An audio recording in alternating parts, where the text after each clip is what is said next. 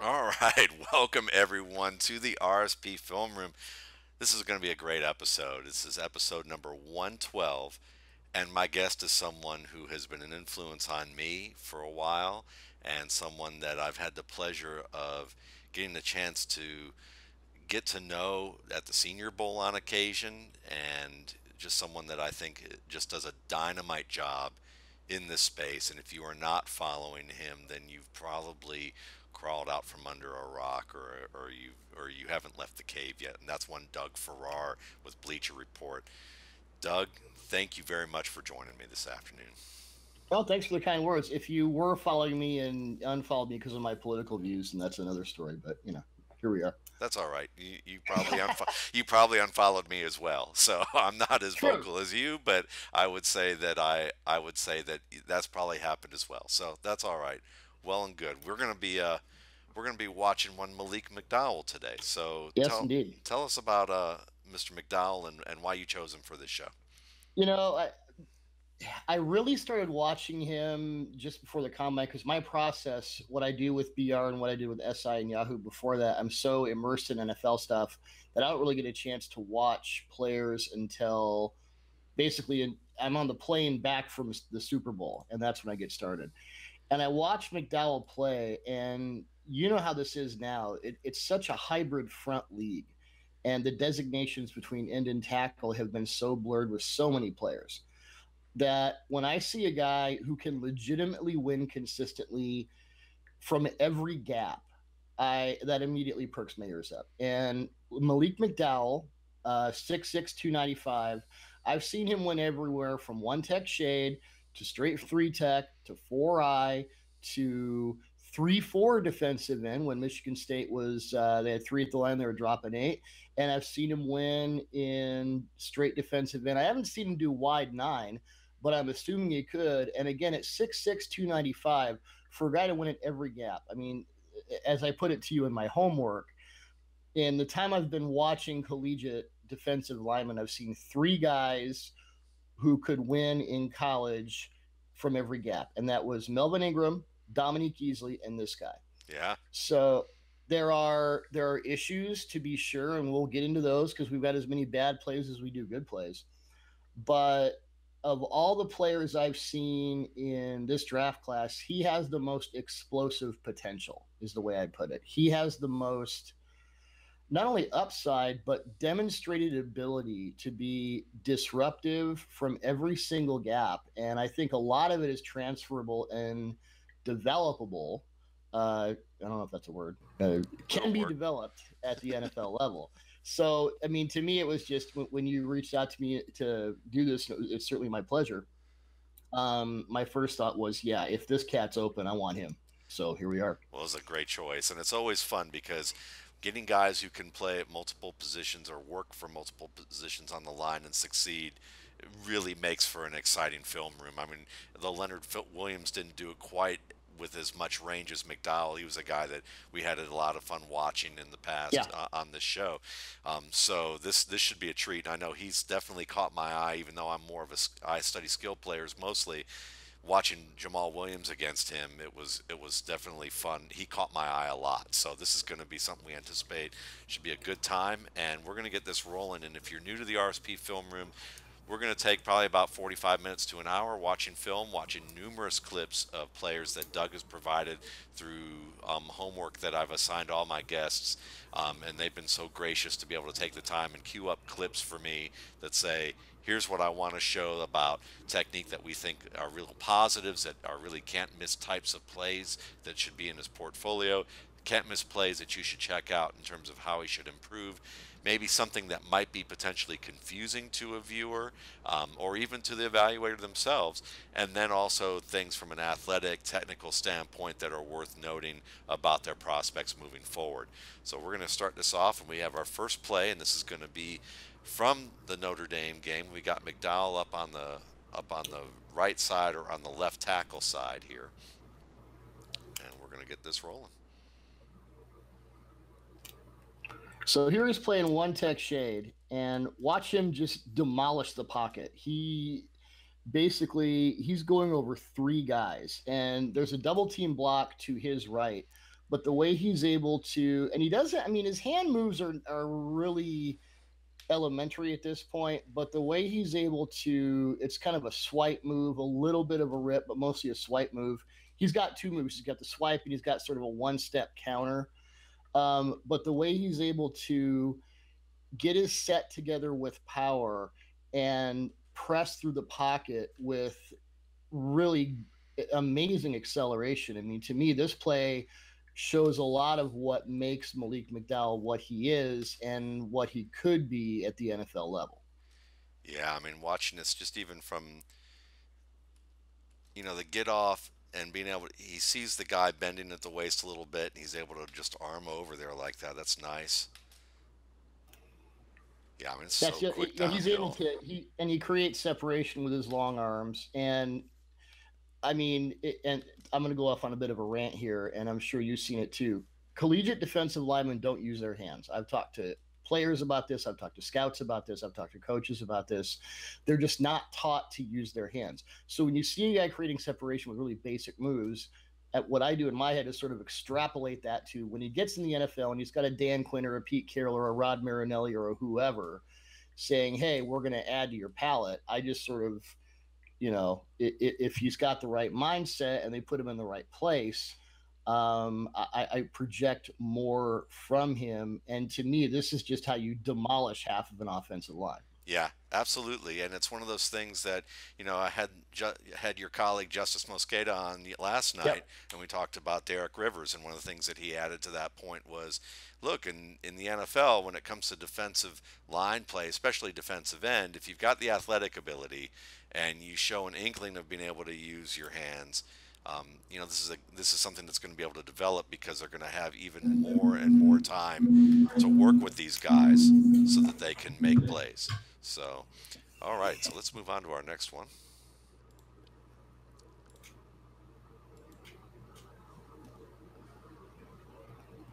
This is, yeah, he's a 3-4 defensive end here, right side, number 4 in your program, number 1 in your hearts.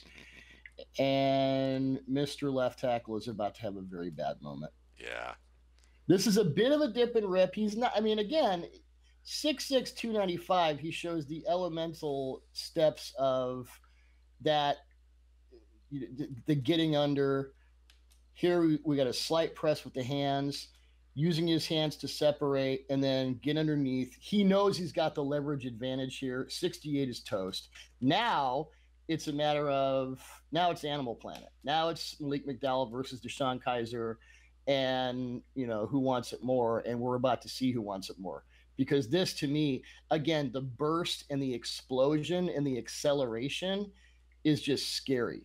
I mean, you would expect this kind of acceleration from a running back in a short space. And here's this big guy who just eats up the pocket yeah, because he's the one creating the disruption. Kaiser has to move. And usually, when you're moving up in the pocket like that and you've got a defensive lineman on your tail, you're going to be able to get something done. Now, we're not watching the routes. We don't know if Kaiser should have thrown the ball. But again, just watch in this space, watch McDowell accelerate, yeah, moving from his side, moving to his front, getting level, and it's all over. yeah, and at half speed. We're watching this at half speed, and just look at that right there. That's crazy. That's absolutely crazy. And then, like Derek Rivers from the last show we did last night, watch this move where he swipes away and he dips under, but watch the minimum number of steps. This next step, he gets straight downhill to the quarterback. Yep. That's sickening for that guy of this kind of length. Well, it's technique, it's economy of motion, and again, you're going to hear a lot of stuff about he takes plays off, he leans. I didn't see the lack of effort so much as I saw just bad technique. But if you add a full array of moves and counters and whatnot, give him a couple years, and this is the kind of thing that makes just the raw athletic tools. It makes me think he can be truly, truly special. Yeah, and I think there's a lot of editorializing sometimes in scouting where you see something and maybe it's hard to analyze the situation. Maybe it's that, you got a guy who is worn out because maybe he's not as efficient as he could be, and he is worn out and he does take some plays off, but it's not as much an effort thing as is you're kind of spent from the fact that maybe you don't have as much of a game plan as you may have 2 to 3, 4 years from now. Well, he was the only returning starter on the defensive line for Michigan State, and that's why I wanted to focus on his 2016 tape. He had a bunch of minor injuries. I think he lost the last 3 games of the season with an ankle injury, so he was dinged up. And you know how it is that the whole amateur psychology thing. I mean, I've talked to him for 15 minutes, asking him firing questions at a podium at the combine. I don't know Malik McDowell at all. Maybe he's a complete jackass and he'll never make it because of that attitude. But what I see on the field, which is what we have to go on, the tape tells a different story. Yeah. Yeah, I mean, if we were going to judge people by being jackasses, then when I waited on Deion Sanders when I was a kid in college, I would have probably added him to number one on the list. Oh, there you go. So I mean, you look at guys, again, it's not about personality and whether they get along, you get along with them or any of those types of things. It's also about, the mentality to perform your job. And it's a very different mentality playing football than it is acting out in a polite business world. I mean, Yeah. we want them to be both. So it's fascinating how that is. But enough of that. Let's see what we have over here on this play. So this is Wisconsin, and this is an inside game. Cruising over 2 linemen, open space there. And a great And again, close. yeah, the closing speed is just sick for a guy this size. I mean, Calais Campbell is, I think, the best player in NFL history at McDowell's approximate size. And I don't think in his prime Calais Campbell closed like this. Now, of course, Calais had all sorts of freaky talents, and I'm not yet comparing McDowell to Campbell. But when it comes to that pure inline athleticism, and as you pointed out, the ability to align his body to the target so quickly, this is where you see that. Yeah. This is just flat out. If you don't have someone in this guy's way, and we're going to see what happens later in this game when you do have someone in this guy's way, it's not always positive for McDowell. But in a straight line, in space, without a pure blocker, that's not a good deal. Yeah. So Not again, at that's all. not. I mean, and yes, it was a free release, but what I'm showing there is the closing speed. Right. And it's so notable. And it's I mean it's for a guy that big, it is downright scary. So we get to see a replay on this particular play. Ooh. And we have him up the middle here against what squeezing. Yep, Yep. getting skinny. Yeah. And one thing you'll hear about McDowell is that he comes off the ball high. I agree with that. There are times when he comes off the ball and he's standing straight up. And this is an example of, I mean, you can see him right there losing leverage at the snap. Yeah. And he's trying to sort of stagger through. I mean, it's impressive that he quote unquote gets skinny in that regard, but he's essentially taken himself out of the play with bad technique here. Yeah. There's no reason for this to happen. He gets under 62's pads. I mean, I watched the Michigan game and he took that poor center and just knocked him back about 3 yards when he was using his power, getting that lift with his legs and moving through the target. But here, he's got that little 1 step counter that he does, but he's coming up too high. I mean, he's got no power. And linemen all day, and it's something that could bedevil him in the NFL because there are examples as we go through of linemen either moving him side to side because he tends to move horizontally a lot, or you just get your fists on his numbers and you can start to move him around because he doesn't understand how to functionally use his strength at times. Yeah. Yeah. How do you feel about? I mean, it seems to me like this is something that's pretty correctable, Yeah. with some work. Though with someone with his length, I guess playing inside, that will always be a thing that he has to be very careful about. Well, he's just going to have to learn to come off the ball lower. I don't think it's a big deal. There may have been elements of mush rush in Michigan State front. I don't really know that. I don't know if he was. There were times in certain games that I watched where I saw him being more passive, and when I see a lineman do that in college, LSU linemen do that a lot because they love to mush rush. I don't know if that's scheme or player. Right. So what I'll just say is the first guy who gets his hands on him in the NFL is, look, get low. Low man wins, duh, and we'll just move on from there. All right. Well, speaking of which, let's do that. Okay, so this is goal line. And once again, pretty high. Yep. Well, I mean, he's swimming at this point. He's swimming in the soup, and he's got no leverage. He doesn't even he's done as this play begins. And this is an example of what happens, kids. Don't come off the ball high.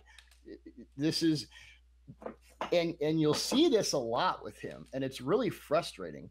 If there's one thing I would ding him on, it's coming off the ball that high, and his feet aren't placed. I mean, if you if you watch this about, I'm gonna point it out right about, Let me slow it down a little bit so that we can do yeah, that. right, and we keep going here. I mean, right there, he's done. Look at Yeah. that. Yeah. He's got no traction on the ground. He's got no power. He's not using his hands. He has lost this battle, and there's no reason he should. This is just bad technique. And you're going to see a lot of bad technique with Malik McDowell. And I'm not excusing it, but guess what? You're going to see a lot of horse crap technique from a lot of collegiate defensive linemen because they're not taught technique. Yeah. They're taught to ball rush guys or run very quickly in a straight line for the most part. I would say 90% of the defensive linemen I watch don't even have adequate hand movement for the NFL. Yeah. It's a huge there is a huge gap in line play when it comes to making those types of transitions. So, I mean, when you see someone able to make the transition as quickly as they do, that's it's a rare thing, and it just Yeah. tells you about how good a player is. And I mean, I think that's why when people talk about any position really, but especially anything along the line of scrimmage, I mean, I see it a lot when it comes to even tight end play because of the fact that you have to block these skilled veteran players, Uh-huh. and it's a huge differential. And it's why, even as good as this class is, it's there's going to be a big adjustment period for some of these guys if they're not just split out and made as move weapons, and maximized in that way where they don't have to be responsible as blockers. Now, when he gets into the NFL and he's going to come off the ball high occasionally because he's been doing it so long and it's just going to take a while. But he may come off the ball high and be able to do a shiver move or an overhead club or a simple rip. Develop it with his hands. He's got such long arms and such great upper body strength. Once he develops a more complete array of hand moves, he may be able to cheat his way out of this. Okay. So I think that's an element of it too. Okay, and I believe this is the Wisconsin play where you find out what happens when there's someone in the way when he does that two gap line stunt. Oh yeah, here it is, and boom, later. Down goes Frazier. That's right. Yeah, and so here same basic principle. He's looking for the opening, and he's got a blocker to his right, so he knows he can't go back inside. And this is just and this is what I talk about with collegiate defensive linemen. At this point, he's just a car running into a brick wall. He doesn't have any adaptive strategies or adaptive techniques No. to deal with this. And if you gave Michael Bennett this math problem, he would tell you, because I've watched tape with Bennett, he would tell you 16 different ways he could beat this guy with his mind. And I mean, it's embarrassing. Yeah. But this is, all the guy has to do is turn and I mean, it's almost cartoonish. Yeah. Yeah. And for a guy that big and that talented to be just flying back is, Yeah. uh, Um, That's I case closed. yeah, when your hands hit a, a blocker in the helmet, you're not prepared at all. That just shows. I mean, when you're making this type of contact right here, you have no clue what to do at this stage. And there are plays we're going to show, and it's maybe outside of coming off the ball high. The other thing I would really ding McDowell with on a consistent basis is he gets so charged up to go in whatever direction he's going that he loses field visibility. He gets this happens a lot with his run defense. He will go, I'm closing on this gap, and if the running back goes that way, well, at least I beat my guy. And the way I've heard it put is that he sort of holds grudges, and you can't do that. You have to go where the play goes. And this is sort of an example of that, but it's more an example of coming to the play with a plan when there's someone in the way. I mean, this Yeah. is simple stuff. So when you say hold grudges, you meaning that basically he gets fixated on his opponent right in front of him or who he's assigned to, rather than thinking about the overall scope of the play. He'll get fixated on a hole or a gap, or I beat my man. Well, that's great, but the running back went to the gap right beside you for 33 yards, so we don't really care that you did that. Right. And I believe this may be a prime example. Let's see. Yeah, I mean his head's down, he can't see anything. Nope. He's just Hulk smash, and there goes the running back. Okay. Yeah. He'll get, and he has trouble from side to side. He's as much as he loves to shoot gaps and run past blockers to get to free space. He does have trouble adapting here. I mean, you look at right where you have it frozen at this exact moment. He's got to have his head up. He's got to be watching the play, and he's got to be in charge, leverage wise, with his footwork. He's got to be able to control his blocker, and that's exactly what doesn't happen. Yeah. And it happened, and it starts earlier in the play. Yeah.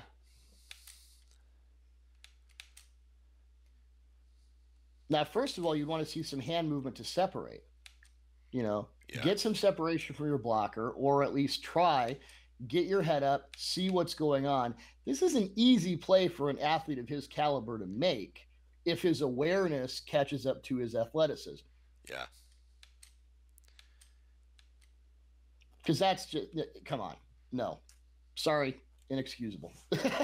He's going to do that in the NFL, and his coach is going to red ass him and I just hope I hope he has a temperament for that, because as much as his coaches are going to love him in the NFL, he's going to get yelled at a lot.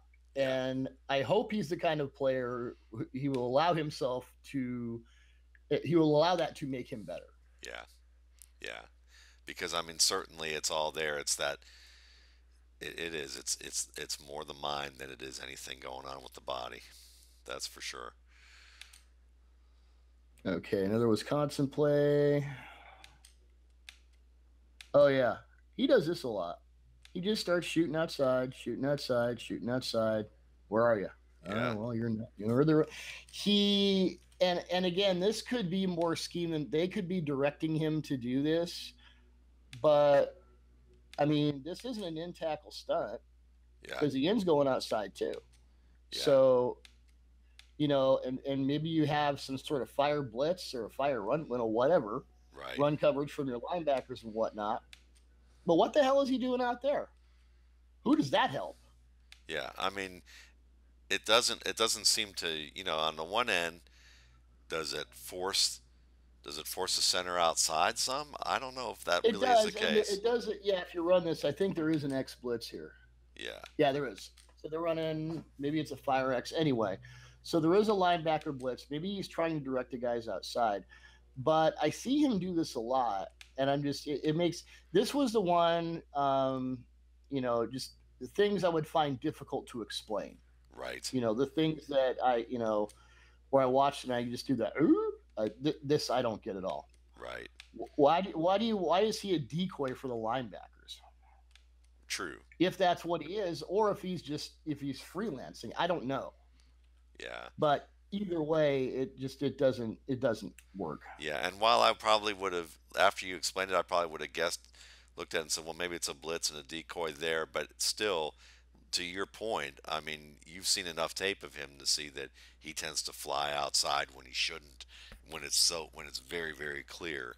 So you Well, know, as David Foster Wallace may have said, it's one of his default mechanisms yeah, that he he likes to show off in that way, and there's nothing wrong with that. I mean, he's made some incredible plays doing that, but there are times when it works, and there are times when you just wonder exactly if that was the plan, what was the plan, what's exactly going on here. yeah, and you got to be disciplined at times. I mean, it's just like with running backs. I mean, C.J. Spiller was a player who takes everything outside as a running back, and Yeah. that's why he has never been a strong starter for more than 1 year in his career. And it's that belief that you can out athlete everyone, and Yep. that's something that you learn very quickly.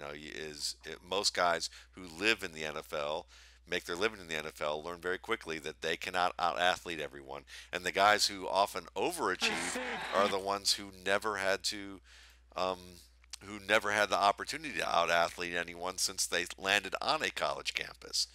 So Well, the thing about the NFL is if you do one thing extremely well, it's kind of like in Major League Baseball. If you throw a 100-mile-an-hour fastball with no movement, people will time it in a month, and you'll be yeah, out of baseball. yeah, it's If you do candy. one thing predominantly well in the NFL, and that's it, eventually you'll get found out, and you either adapt or you die, and Yeah, it's real, real simple. And it's why I went with Wisconsin, Notre Dame, and BYU. I think they were the offenses that gave them the most challenges. You're going to see other games where he just beat up on little kids and stuff like that. But yeah, and he's got more than one thing he does well. But he if he takes these plays outside, and you see other examples of maybe he doesn't shoot a gap as quickly as you'd like him to, and all of a sudden he's getting rocked out of his own play. yeah,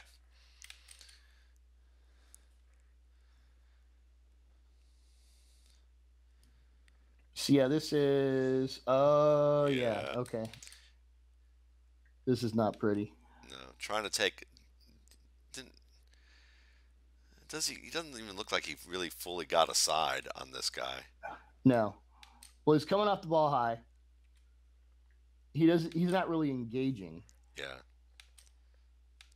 And this is okay, so you're trying to bull rush. I mean, I'm not quite sure what's going on there. I yeah, just I can think of about three different hand moves I'd like him to have here yeah, because okay, we get it. You're strong and powerful, and quarterback's going the other way, and you're about to get thrown to the ground. So why? yeah, And he's almost standing up when he comes off the ball. yeah. And is there really a key that this guard gives on this play that says "bull rush me"? Well, he's up in his stance a bit, Yeah, okay, so I could see that. okay. It's just not the technique of doing so. Well, you got 3rd and 10. Yep, You got a mobile quarterback. yep, I might want to get to the pocket a bit quicker and right. avail myself of other movements. Yep, very very logical. Well played, well So yeah, played. in the words of Forrest Gump, that's all I have to say about that. Yep.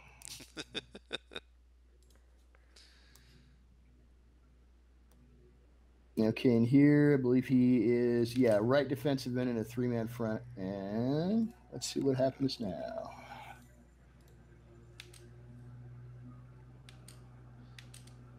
Oh no, left defensive end, left defensive end. Yeah. Okay, yeah, this is about as cronky a spin move as you will ever see in your life.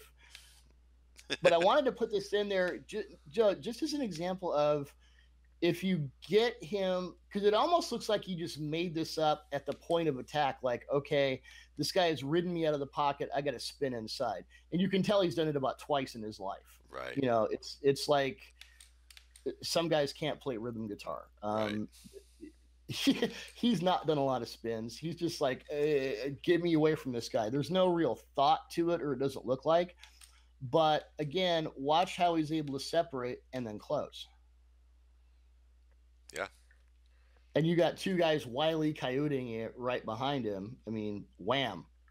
That to me, we're looking at plays that kind of describe athletic potential. This is a play to me. What if his spin move is twice as fast? You can stop it right about a second ago, and that's where those guys are as he moves through them and crushes Kaiser like a grape. Yeah. Because a better spin move, and he's probably at the hash. Yeah. I mean, right there, he's on Kaiser. He's on Kaiser. He's on him right there. Yeah. So it's just and so much of what we do when we're projecting college athletes at any position to the pros is you have to speed up this move. You have to imagine that he now has this technique. Yeah. Um, and a lot of this will depend on where he goes. If it's of the two or three remaining teams that actually play a three-man front anymore, the 20 that play a hybrid, or the couple that play a straight 4-3, his primary gap will be will inform that to an extent. But the more I watch Malik McDowell, the more I just try and project him again with a full array of moves, and I think that's the guy who's in the Pro Bowl every year. Right. And that makes total sense. I mean, when you look at this play, I mean, it's just like projecting a receiver. You look at or looking at a tight end who runs a stop route, and you see a guy who's like Tony Gonzalez, who obviously he even in his late 30s, he could drop his weight, and he was as sudden as could be, coming to a stop and making that quick turn, that just sudden turn, and he was uncoverable against linebackers, even veteran linebackers, at the end of his career. And it's Right. because of that snap turn. And you can see it here when you watch this turn. Like you said, he's just kind of like, oh, now is this how you do it? Because look how slow that look how slow that upper body is. Just kind of like, let me slide Yeah. on through. This is a guy who's thinking right now. Well, I watched this one Dwight Freeney highlight 4 years ago when I was in high school. What did that look like again? Maybe it Right, looked like this. I don't know. right. But with the 20-hour rule and the way college offensive linemen play and are set up, and all NFL coaches talk about is how it affects offensive linemen negatively in their transition to the NFL. I'm here to tell you, Matt, it affects defensive linemen extremely negatively too, Yeah, because there are certain things you're just not taught to do, and it's why so many defensive linemen develop exponentially in their second years in the NFL, because the first year it's just garbage in, garbage out, yeah. and I see this with this guy a ton. Yeah, so I mean, it's a terrific point there, and I mean, hell, get him in there with Elvis Dumerville with his nice Oh little my spin god! move, and give him a summer of like that, and he'll be on his way of what he needs to practice over the course of Well, the season and off season. he's visiting Seattle this week. I Okay, want him to spend the summer with Michael Bennett. yeah, yeah. Hey, look, hey, I'm wearing my Seahawks hat today right now, so I'm So there with you you. go. I'm right there with you. Plus, So since I'm up in Seattle, it would make training camp a lot of fun. yeah, right. Yeah, so this is again, and I want to stop here before you run this play. Okay, Okay, you've seen him again, 4-3 defensive end, 3-4 defensive end, 3 tech, and now he's 1 tech shade again. I mean, he's almost straight over the center. yeah, So I want to emphasize again, when we're talking about these plays, positive and negative, he's doing this from every gap, and he'll switch gaps 4 or 5 times in a drive. right. And I just want to remark again how impressive that is, and B, how much that sets him up for success in the NFL, and C, why people who think, well, he has a bad attitude, he might go in the second round. I don't think so, because all these hybrid defensive line coaches are like, yeah, get me number 4 now. I want that guy, Right, right, because there's 500 things I don't have to teach. right. And so you're everything we're talking about with him are really points of refinement at this stage based on how the NCAA has set up college football. And So there are, the field awareness, the coming off the ball too high. Those are fairly major points. If he doesn't correct him, he's not going to have a long career in the league. no, Okay, and this is another example of, hey, I'm really involved in this blocking, and there goes the guy with the ball, right, and we're not in the same place. Let me push really hard on 64 and put my head down into it. Urgh, I can't see a damn urgh. thing. Yep, can't see a damn thing. And I don't use my body to separate. I'm just, when people say he holds a grudge, this may or may not be an example of that, but that's certainly what it looks like. And it's also a good play by 64.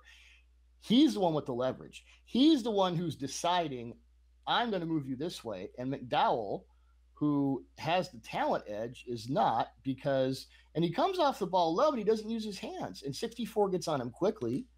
And it's a really good play by him. I don't want to negate that.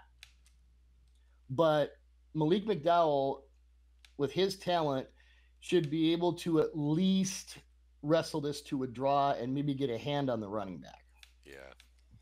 So, so let me ask you this, and you are absolutely allowed the option of saying I don't want to go there, but if you were looking at him as a player and you wanted to try and figure out whether or not this was a guy from an effort, grudge holding standpoint, maturity standpoint, what would be the types of things you would be looking for in an interview or workout with him that you would think might give you that indication that personality wise he might be a fit if you were to play psychoanalysis, armchair psychoanalysis, or do you just flat out refuse?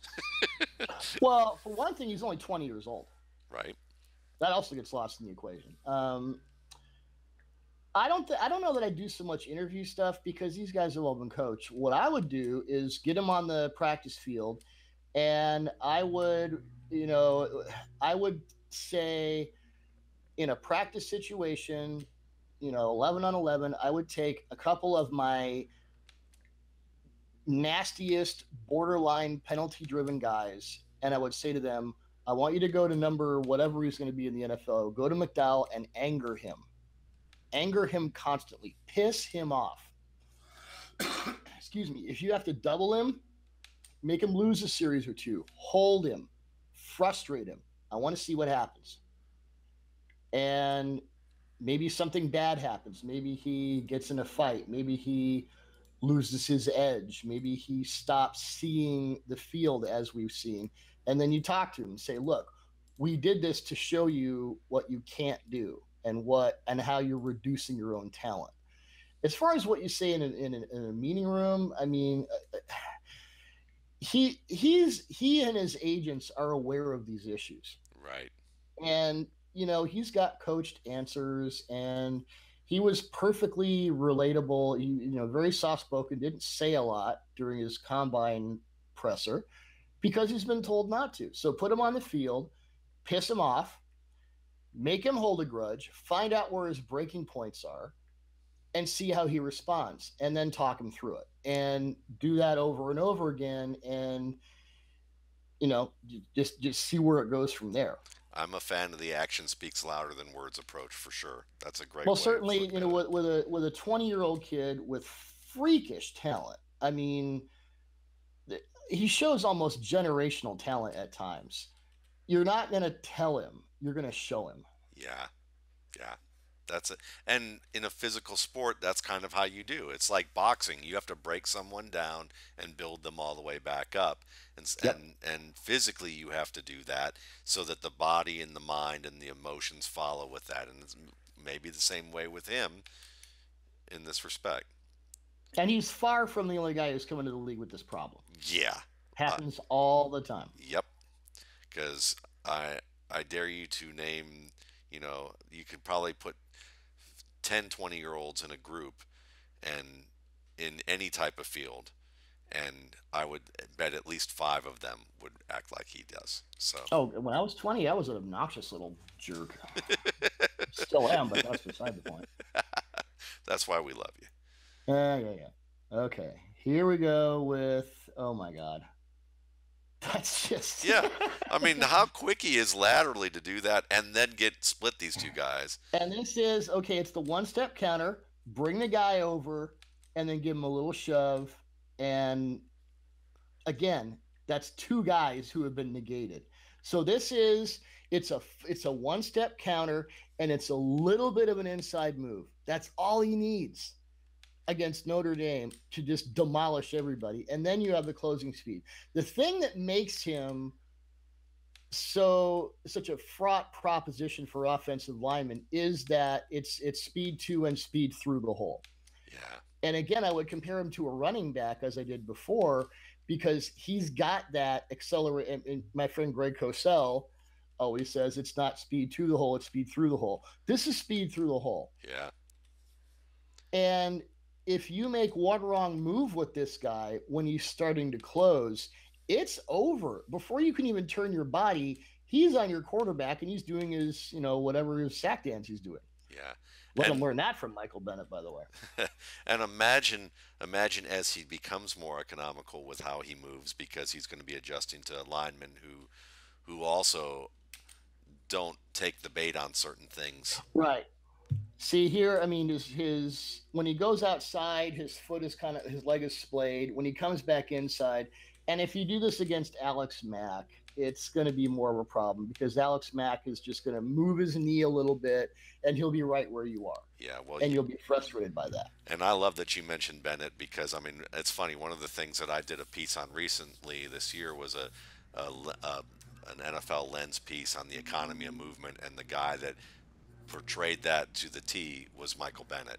And and he's great at that inside and outside as a pass rusher. But if you watch and you obviously did this, you watch his run defense. Yep. And how quick he is against the run. Yep. And that's all about economy of motion. And he and Cliff Averill work together really well. They sort of push each other and check each other. Hey, bud, I think you got a little bit weird on that one. I mean, part of what would help McDowell, again, he's the only returning starter on this defensive line. So there's no one that he can sort of look at and go, okay, we do it like this, we do it like that. Right. And he had 2 years as a starter himself. So again, there's a lot of clay to be developed here. Yeah, and it's easy for a 20-year-old in this situation to say, I've got this all on myself. I'm the leader. Yeah. I'm the most athletic guy. They're moving me around to make plays. They're putting it all on me. And then you start to forget that, yes, in a sense, they are featuring you, but it is a team sport, and you have to look at things from a broader sense rather than, I just got to out-athlete everybody. That's probably what I have to do here. And that you can slip into that behavior. And yeah, you're right. That Bennett play was against I did was against David Johnson on a run play. So yeah. And he barely moved more than a step, and it was such a small step. And what he did to be able to create his lane, to create some penetration, and it was really done just to redirect him, and I believe it was to redirect him into Averill on that play. Yep. Yeah, well, you have the economy of motion, you have the understanding of how the upper and lower body works together, which right now McDowell has no clue. Yeah. He's just not been taught. Yeah, he's a wild child at this point. Yeah, he is. But this is amazing. Yeah, because you can't teach that. No, you can't. 6'6", 295. If you close like that, that's if you're watching the closing speed and you still project him as a second round guy. I don't know what to tell you. Right. At that point, we are on different ends of the spectrum, my friend. Well, let's watch our finale here. Okay, BYU. Yeah. Go back to my notes here real quick.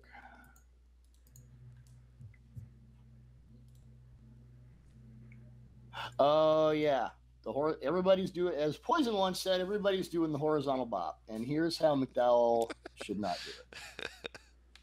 Yes, I just quoted Poison on Film Room. Sorry about that. It's a first. It's okay. It's as an '80s child, I can totally get with it. There we go. Schofield doesn't quote Poison. Yeah, see. I mean, and he has this way of moving horizontally at times, and he must have. See right here. Yeah. He's kind of given a tell, and he's just. And again, this is another example of A, getting off the ball high. Yeah. Excuse me. B, uncertain feet, and C, A plus B equals C. You get pushed out of the play. Yeah. And again, it's a leverage issue. It's a footwork issue. It's a technique issue. I really, if among all the players in this class, the guy I'm most looking forward to after a year of good hard coaching is Malik McDowell. Yeah. When he puts it all together, and I hope he goes to a defense where they're going to play him all over the place like they did at Michigan State, and give him the techniques that he can use to win in different ways. I mean, you tell me, Matt Waldman, that the raw athletic tools here are as good as I've seen from any defensive lineman in the last 10 years. Yeah, I'm with you. I'm totally with you when it comes to being able to make that acceleration at that size and the ability to be as quick as he is laterally. It's just about putting it all under control. I'm right there with you, and it's once he eliminates this high, I'm a billboard that says double team me and push me out of the play,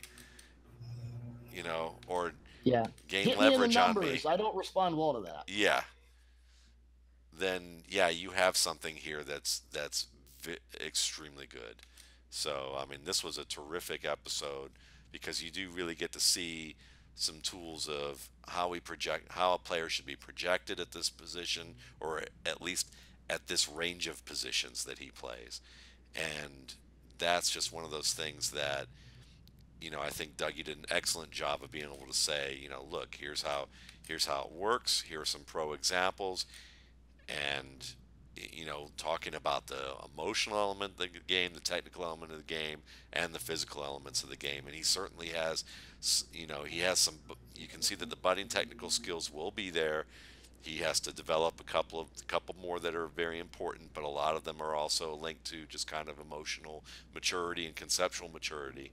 But the physical aspect of it, you're not going to be able to teach that, and that's really what because the other things are teachable and they've been shown to be that way at this point of the game. You did a fantastic job of outlining this. Well, thank you, sir. My pleasure. Absolutely. And you can catch Doug Farrar on Twitter. You can see his name down at the bottom of the screen that's been showing throughout the episode. You can also find him at the Bleacher Report where he does the BR 1000, has a great team of people who do fantastic work scouting prospects in the NFL, and also the work that he's done in the past with Greg Cosell, and he does watching film with guys like Pat Mahomes. You got to get. I would definitely recommend checking that out, as That well was as fun. all the fantastic work he does. And you can get there, find that at Bleacher Report, and you can check out more RSP Film Rooms here at my YouTube channel, the RSP Film Room, and my blog at www.mattwaldmanrsp.com. Thanks again for checking us out.